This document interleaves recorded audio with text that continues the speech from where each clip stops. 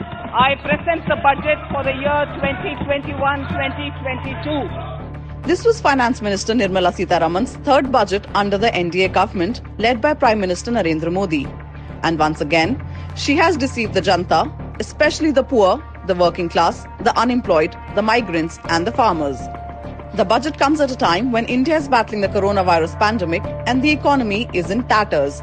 But the FM gave another cruel blow to the average citizen and the farmers by imposing cess on fuel. The FM has also reduced the agriculture budget by 6%.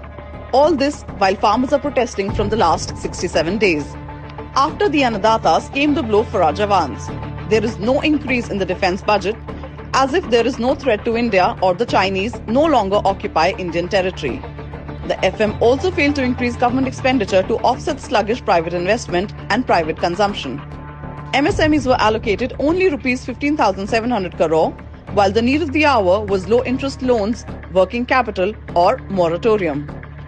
A meagre sum of Rs 20,000 crore has been set apart for recapitalization of public sector banks. The intent of the government is clear. Let the public sector banks bleed slowly so that they can be privatized in the short term. No changes in the tax slabs of salaried have been announced, and the mess of GST rates remain unchanged. And highway projects have been announced in Kerala, West Bengal, Assam, Tamil Nadu, only the election-bound states. Health budget has been increased to Rs 2 crore 23 lakh 846 crore from Rs 94 lakh 952 crore from the previous year.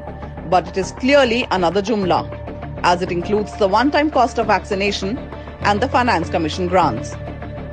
The fiscal situation is in a mess. Both the revenue deficit and the fiscal deficit in the current year have exceeded every prediction. The borrowing number has been understated due to government's poor track record on disinvestment. The government has also assumed that tax revenues will increase by 15%, another questionable assumption. All in all, this year's budget too, like the many others under the Modi government, is a Jumla.